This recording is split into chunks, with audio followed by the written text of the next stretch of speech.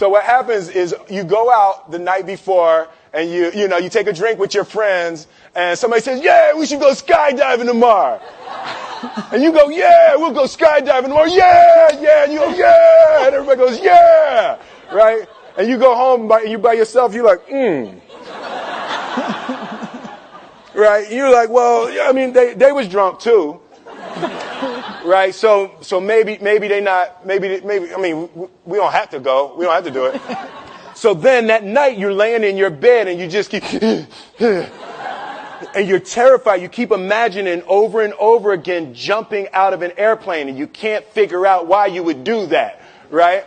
And you're laying there and you have the worst night's sleep of your life, but you still have the hope that your friends were drunk. Right? So you wake up the next day and you go, down and you say where you were going to meet and everybody's there. You're like, oh, shit. All right, cool. Right? So you get in the van and you don't know that your friends had the same night that you had because they're pretending like they didn't. They're like, yeah, man, my uncle's a Navy SEAL and, this is going to be great. I've been looking forward to this. And you're like, oh, my God.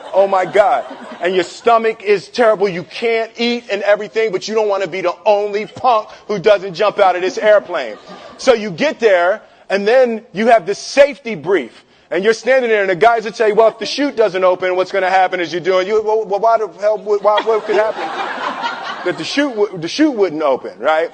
So you do a thing, and what you do is your first jump, you're attached to a guy who is going, he's going to walk you out. So you go and you get there and there's an airplane and nobody's stopping. Everybody's still going. So you get onto the airplane and you're sitting there and it's extra because you're sitting on some dude's lap, some stranger. He's sitting on his lap, and it's like, trying to make small talk. Yeah, man. So you be jumping with people all the time, huh? Right? So, and then you just want to make sure, you got kids, right? You got people you need to see, right? You just want to make sure he's serious, right? So you get in there. So everything's normal. So you fly and you go up to 14,000 feet, and you notice there's a light. It's red. And it's yellow and green, right? So right now the light's red. So then you start thinking at some point the light's going to go green, but you don't know what's going to happen, right? And you wait and it goes yellow and the light goes green and somebody opens the door. And in that moment you realize you've never been in a freaking airplane with the door open. Right? Terror. Oh, sorry, I'm spitting. Oh, sorry. No, terror. Right? So you go and then, if you were smart, you sat in the back so you don't go first, right?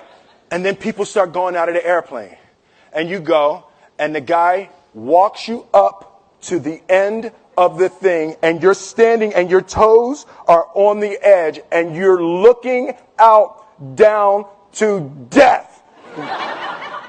And they say on 3 and they say 1, 2, and he pushes you on 2 because people grab on 3, right? Right? And you go, and you fall out of the airplane, and in 1 second, you realize that it's the most blissful experience of your life. You're flying, right? It doesn't feel like falling, right? It's like you actually are kind of held a little bit by the wind, and then you start falling, and there's zero fear. You realize that the point of maximum danger is the point of minimum fear. It's bliss. It's bliss. And you're flying. Right? And you're doing that. And then 20 seconds, 25 seconds, 40 seconds. And you have enough time to just kind of be like, oh, shit, that's that building. I saw like that one. Oh, you can see the ocean. Right? You start doing all of that. And the lesson for me was, why were you scared in your bed the night before? What do you need that fear for? Just don't go. Why are you scared in your bed 16 hours before you jump? Why are you scared in the car? Why could you not enjoy breakfast? What did you need that? The fear is fear of what? You're nowhere even near the airplane. Everything up to the stepping out, there's actually no reason to be scared. It only just ruins your day. You don't have to jump. And then in that moment, all of a sudden, where you should be terrified is the most blissful experience of your life. And God placed the best things in life on the other side of terror. On the other side of your maximum fear are all of the best things in life.